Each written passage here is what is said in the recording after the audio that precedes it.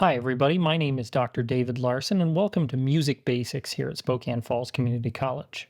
These short videos are here to help you learn some of the basics of music notation, music theory, and other things that will not only help you in this course, but also will help you in general just understand music and music notation just a little bit better. These are meant to be pretty short videos, and they're not going to be completely in-depth on every single topic, but it'll definitely give you a head start in any of the work you're doing around music and music notation. So without further ado, let's jump into the most basic thing in music, which is the staff and clefs. So in music, we have a horizontal system of lines that are called the staff or stave if you're from England. These staves and staffs are used to notate not only rhythm, but also notes, and with the combination of a clef and a staff, you can literally do everything in music. The staff comes in many varieties, the most common though being the 5-line stave, which means you're going to have 5 horizontal lines all spaced equally apart.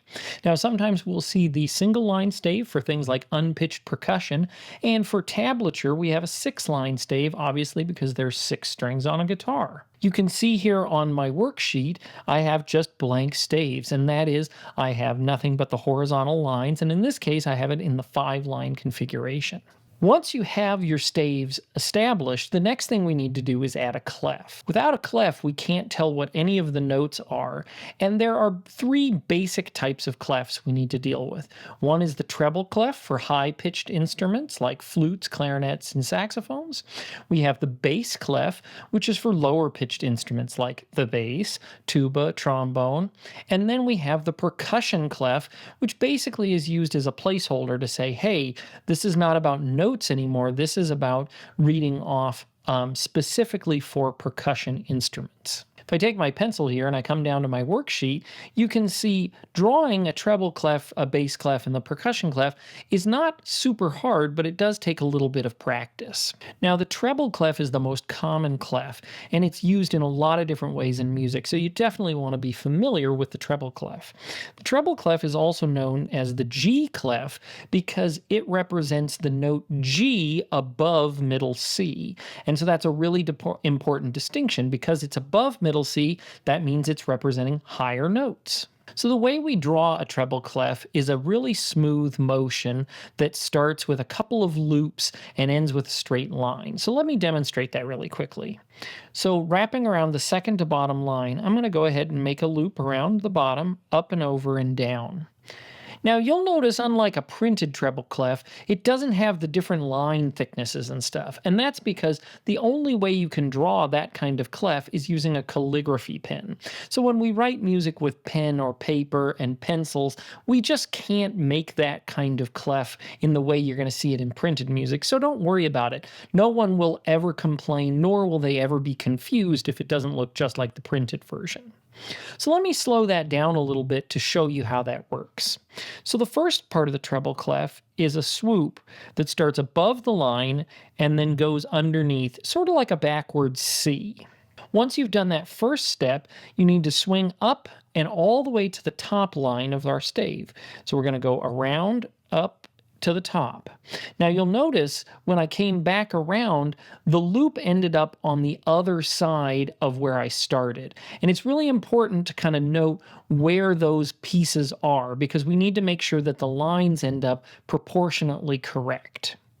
Now the next part is we're going to go slightly above the stave, loop back down, and then just do a straight line down. So again, I'll loop out and around, up to the top, back, and straight down. Now this one was a little bit ugly, so I'm going to try it again, and I want to make the loop on the top just a little bit smaller. That one's not bad, but it's kind of skinny. Music's notation needs to be just a little bit fatter, so let's try that one more time. There we go. That one looks pretty darn good. Now you'll notice that all of the clefs that I've drawn here are a little bit different, but I'm here to tell you is if a couple of things are true, it will be completely readable. The first thing is that first loop and swirl that I did must be surrounding around the second to the bottom line here. If it's not a treble clef. So we always need to make sure we're going around that line. The reason for it is this clef and that loop actually signifies the note G, which is why we call this a G clef. So wherever we put that loop, it is a G.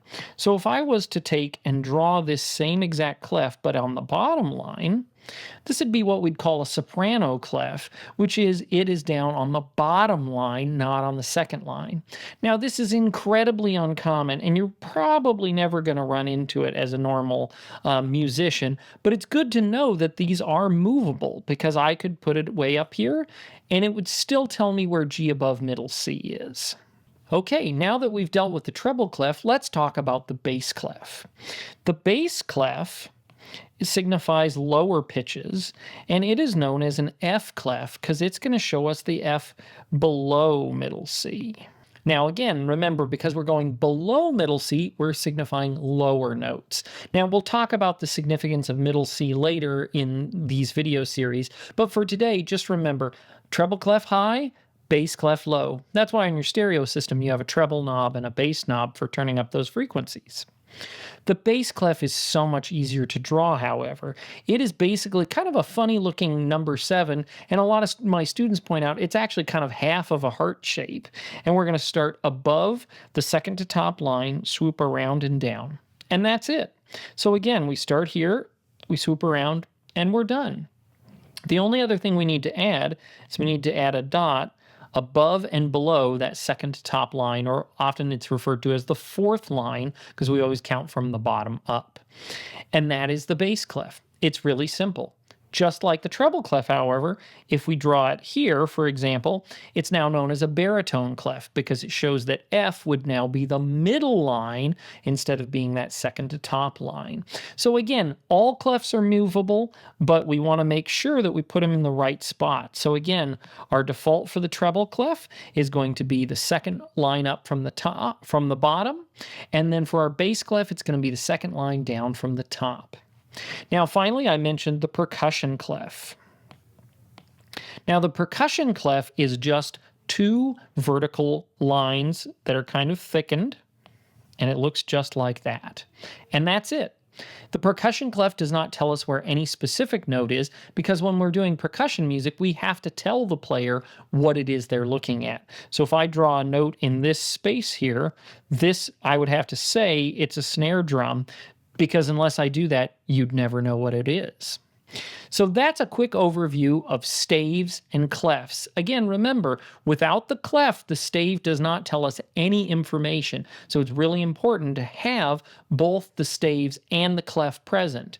You can't put a treble or a bass clef on anything other than the 5-line stave, so that makes it pretty easy. The percussion clef, however, can be used on any number of lines, meaning a single line, a double line, or a triple line, because again, it does not signify any specific note.